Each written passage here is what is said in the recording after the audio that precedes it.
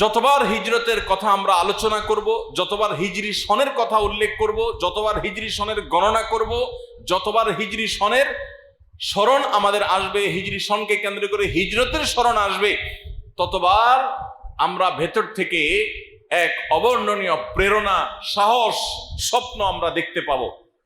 হতে পারে সেই ঘটনা অনাকাঙ্ক্ষিত, কিন্তু সেই অনাকাঙ্ক্ষিত ঘটনা আমাদেরকে শক্তি যোগাবে, সামর্থ্য যোগাবে, স্বপ্ন দেখাবে, আমাদেরকে সাহস যোগাবে, সামনে এগিয়ে যেতে সহযোগিতা করবে। আর সেজন্যই মুসলমানদের শুধুমাত্র আনন্দে উদ্দোলিত হওয়া, মুসলমানরা শুধুমাত্র গৌরব গাথা দিয়ে তারা খুশি থাকা, এটা মুসলমানদের জীবনের প্রধান বিষয় নয়। বরং মুসলমানদের জীবনের প্রধান বিষয় হলো যে তার জীবনের সঠিক পথ চলতে যাতে তাকে অনুপ্রেরণা যোগায়, সাহস যোগায়, শক্তি যোগায়, সামর্থ্য যোগায়। এরকম বিষয়গুলো আমাদের জীবনে বেশি প্রয়োজন। এই প্রেরণার কত বেশি প্রয়োজন সেটা আমরা হিজরতের শিক্ষাগুলো নিয়ে আলোচনা করলে দিনের আলো মতো পরিষ্কার হয়ে যাবে ইনশাআল্লাহ। আসুন আমরা হিজরতের শিক্ষাগুলো নিয়ে আলোচনা করি। 1 নম্বর, মুসলমান জানে যেখানেই হক এবং সত্য থাকবে সেখানেই বাতিল উপস্থিত হবে। কোনো সন্দেহ আছে? হিজরতকে কেন্দ্র করে কেন হিজরি সনের গণনা সাহাবা একরাম শুরু করেছেন? যেন মুসলমানের জীবনের পদে পদে যখনই বাধা আসবে, সত্যের পথে চলতে গিয়ে যখনই বাধা আসবে, অবলীলায় সবাই সুদ ঘুষের কারবার করে লাল লাল হয়ে যাচ্ছে, লক্ষ লক্ষ কোটি কোটি টাকার মালিক হয়ে যাচ্ছে, ঘুষের কারবার করে নানা রকম অপরাধে জড়িয়ে তারা সমাজপতি হয়ে যাচ্ছে। আর আপনি একই শিক্ষায় শিক্ষিত হয়ে বরং তার চাইতে আরো বেশি যোগ্যতার অধিকারী হয়ে কোন রকম কুড়ের ঘরে আপনার থাকতে হচ্ছে। আপনার প্রমোশন হয় না, তার প্রমোশন তরতর করে হয়। সে পরীক্ষায় 1 গাদা নাম্বার পায়, নকল করতে পারে, আপনি পারেন না। সে অনেক অন্যায় করতে পারে, আপনি অন্যায় করতে পারেন না। এই যে বাধাগুলো আসবে, এই বাধাগুলো যখন আসবে তখন হিজরত আমাদেরকে প্রেরণা যোগাবে, আমাদের পিঠে হাত দিয়ে আমাদেরকে সাহস দিবে, বলবে যে সামনে চলো, অন্যায়ের সামনে কোনো আপোষ করবে না, কোনো মাথা নত করবে না, কোনো ছাড় দিবে না। আদর্শ, ঈমান, তাওহীদের ক্ষেত্রে চুল পরিমাণ, বিন্দু পরিমাণ ছাড় দেয়া চলবে না। তুমি সামনে চলো। মনে রাখবে তোমার নবীর জীবনে এরকম বাধা এসেছে, তিনি আপোষ করেননি, তিনি সামনে চলেছেন। এরপরে তার জীবনে জয় এসেছে না পরাজয় এসেছে? হিজরতের ঘটনা বেদনার থাকলেও এই বেদনার ইতিহাস থেকেই পরবর্তীতে আনন্দের, হাসির ইতিহাসের জন্ম হয়েছে।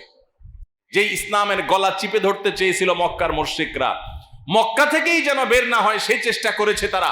মক্কাতেই যে ইসলামকে তারা দাফন করতে চেয়েছিল, সেই ইসলাম শুধু মক্কাতেই প্রস্ফুটিত হয় নাই।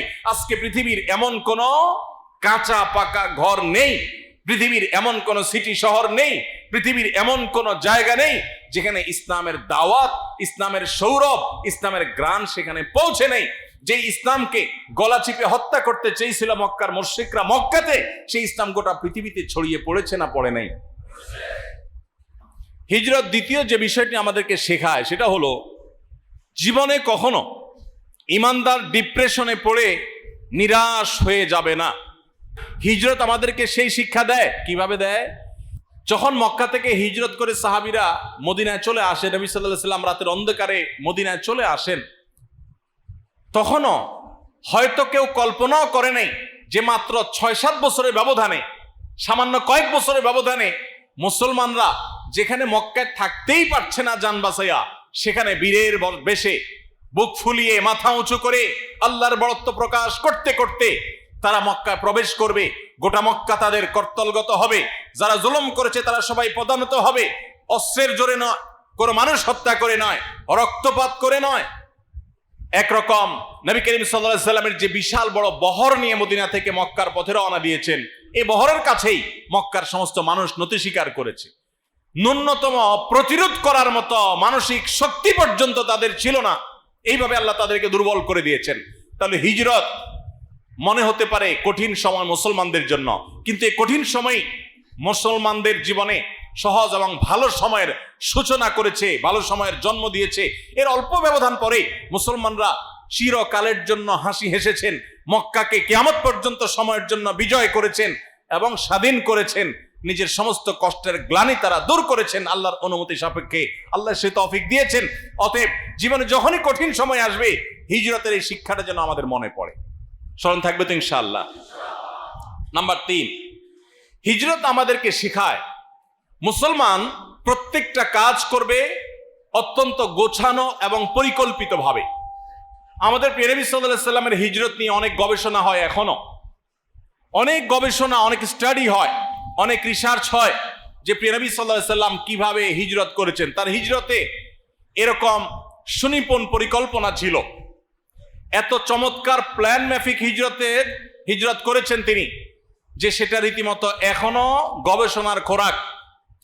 আপনি মুসলমান ব্যবসা বাণিজ্য করতে নামছেন, 2 দিন উল্টাপাল্টা ব্যবসা বাণিজ্য করে বাকি ঝুঁকি দিয়ে ব্যবসা বাণিজ্য শেখা ছাড়া ব্যবসা করতে গিয়ে ধরা খেয়ে এরপরে বলতেছেন আমি আল্লাহর নাম নিয়ে ব্যবসা শুরু করছি, 2 নাম্বারই করি নাই, তারপরও আল্লাহ আমারে বরকত দেয় নাই, আমার ব্যবসা শেষ হয়ে গেছে। আপনি সুন্দর করে পরিকল্পনা করেন নাই, দোষ দিচ্ছেন কার? আল্লাহ। আছে না নাই আমাদের জীবনে এরকম? ভাইরা আমার, হিজরত আমাদেরকে শিখায় মুসলমান তার জীবনের প্রত্যেকটা কাজকে তার আল্লাহর দেওয়া বিবেক বুদ্ধি খরচ করে সর্বোচ্চ সুন্দরভাবে পরিকল্পনা করে খুবই সুন্দরভাবে সাজিয়ে গুছিয়ে তারপর কাজ করবে। এই শিক্ষা ইসলাম দিয়েছে।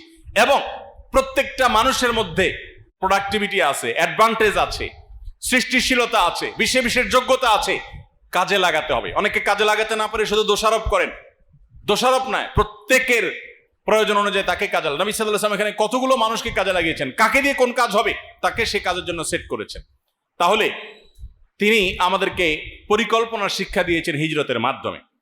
নাম্বার 4, হিজরতের মাধ্যমে নবী সাল্লাল্লাহু আলাইহি ওয়াসাল্লাম শিক্ষা দিয়েছেন শুধু পরিকল্পনা করেই আমি সবকিছু করে ফেলবো, মুসলমানের এই বিশ্বাস থাকবে না। মুসলমান পরিকল্পনা ঠিকই করবে, কিন্তু বিশ্বাস থাকবে যে হবে সেটা যেটা আল্লাহ ফায়সালা করেছেন। এজন্য নিজের পরিকল্পনা শতভাগ পারফেক্ট হওয়া সত্ত্বেও মুসলমান দিন শেষে পরিকল্পনা শেষে বলবেন ওয়া উফাউযিদু আমরি ইলাল্লাহ ইন্নাল্লাহা বাসীরুম বিল ইবাদ। আমি আমার চেষ্টা অনুযায়ী প্ল্যান প্রোগ্রাম করেছি আর পুরো বিষয়টাকে আমার রবের কাছে ন্যস্ত করে দিয়েছি। আল্লাহ দেখছেন সবকিছু, অতএব আল্লাহ যা করেন সেটাই হবে। আমার প্ল্যানেই যে হবে তা নয়, প্ল্যান আমার করা সর্বোচ্চ ভালোভাবে আমি করেছি। এরপর সে ভরসা করবে, তাওয়াক্কুল করবে কার উপরে? আল্লাহর উপরে। কিরকম ভরসা? যে তার জীবনে সবচেয়ে বড় বিপদ যদি আসে, পায়ের নিচ থেকে মাটি সরতে সরতে সরতে সরতে যদি একেবারে শূন্য হয়ে যায়, তার যদি পিঠ দেয়ালে ঠেকেও যায়, তারপরও সে বলবে লা তাহজান ইন্নাল্লাহা মা'ানা। তাহলে বোঝা গেল ইমানদারের জীবনের সবচেয়ে কঠিন সময়ও বা সবচেয়ে ভালো পরিকল্পনা করার পরও তাকে তাওয়াক্কুল করতে হবে। কি করতে হবে ভাই? কারণ আল্লাহ কোরআনে বলেছেন ইন্নাল্লাহা ইউহিব্বুল মুতাওয়াক্কিলিন। আল্লাহ তাআলা কাকে ভালোবাসেন? তাওয়াক্কুলকারীদেরকে ভালোবাসেন। ভাইরা আমার, তাহলে আমরা হিজরত থেকে চতুর্থ শিক্ষা পেলাম তাওয়াক্কুলের শিক্ষা, আল্লাহর উপরে ভরসার শিক্ষা, নির্ভরতার শিক্ষা। তাহলে হিজরতের ঘটনা আমাদের জীবনের পদে পদে দরকার, তার শিক্ষাগুলো আমাদের জীবনে দরকার আছে না নাই? সর্বশেষ এবং 5 নম্বর শিক্ষা হলো আত্মত্যাগ। হিজরত আমাদের কি শিক্ষা দিয়েছে ভাই? আত্মত্যাগ শিক্ষা দিয়েছে। কিভাবে স্যাক্রিফাইস করতে হয়। আপনি হিজরতের আদ্যপান্ত যদি অ্যানালাইসিস করেন, স্টাডি করেন, আপনি দেখবেন ত্যাগ ছাড়া কিছু নেই। প্রিয় নবী সাল্লাল্লাহু আলাইহি সাল্লাম ত্যাগ করছেন, আবু বকর রাদিয়াল্লাহু আনহু ত্যাগ করেছেন, সাহাবায়ে কেরাম যারা হিজরত করেছেন একজন একজন করে সবাই কি করেছেন? ত্যাগ করেছেন। অতএব কোন মুসলমান আল্লাহর প্রিয় পাত্র হতে হলে, জান্নাতি হতে হলে তার ত্যাগ ছাড়া আল্লাহর প্রিয় পাত্র হওয়ার, জান্নাতি হওয়ার কোনো সুযোগ। এখন আপনি প্রশ্ন করতে পারেন ভাই, নবী করিম সাল্লাল্লাহু আলাইহি সাল্লাম নিজের মাতৃভূমি ত্যাগ করে মদিনায় এসেছেন, সাহাবায়ে কেরাম যারা হিজরত করেছেন সবাই মাতৃভূমি ত্যাগ করে মদিনায় এসেছেন, তাদের জীবনের ত্যাগ করেছেন, বাট আমরা কিভাবে ত্যাগ করব? তো এই প্রশ্নের উত্তর নবী সাল্লাল্লাহু আলাইহি সাল্লামের ভাষায় আমি দিতে চাই। বুখারী মুসলিম এক যুগে বর্ণনা করেছে, নবী করিম সাল্লাল্লাহু আলাইহি সাল্লাম বলেছেন ওয়াল মুহাজিরু মান হাজারা মা নাহাল্লাহু আনহু। আল্লাহর কাছে মুহাজির ওই ব্যক্তি, শুধুমাত্র মাতৃভূমি ত্যাগ করলেই মানুষ হিজরতকারী হয় না, তারা তো হিজরতকারী আছেনই, এর পাশাপাশি আল্লাহ যা নিষেধ করেছেন সে নিষিদ্ধ বস্তুকে যে ব্যক্তি ত্যাগ করে আল্লাহর খাতিরে, মাতৃভূমি ত্যাগ করতে যেরকম মানুষের কষ্ট লাগে, দুঃখ লাগে, মন চায় না, তারপরে তাকে ত্যাগ করতে হয়, ঠিক একইভাবে কোনো হারাম, কোনো অন্যায়, কোনো অপরাধ, কোনো খারাপ কাজ এটা ত্যাগ করতে মানুষ চায় না, কিন্তু আল্লাহর জন্য যদি সে ত্যাগ করে, সে যদি স্যাক্রিফাইস করে, সে যদি ছেড়ে দেয়, এই ব্যক্তি আল্লাহর খাতায় মুহাজির হবে ইনশাআল্লাহ। তাহলে আমাদের মুহাজির হওয়ার সুযোগ হারাম কাজ বর্জন করার মধ্য দিয়ে। সবাইকে মুহাজিরদের মর্যাদা চাইতো ইনশাআল্লাহ। আল্লাহ তাআলা আমাদের সবাইকে মুহাজিরদের মতো মর্যাদা অর্জন করার তৌফিক দান করুন। আল্লাহর জন্য সমস্ত হারামকে ছেড়ে দেওয়ার, বাদ দেওয়ার, সমস্ত হারামকে ত্যাগ করার ঈমানের শক্তি আরশে আজিমের মালিক আমাকে, আপনাকে, আমাদের সবাইকে যেন দান করেন। আল্লাহর কাছে আমরা সবাই দোয়া করি, আল্লাহ আপনি আমাদের সবাইকে মুত্তাকি পরহেজগার বানায় দেন।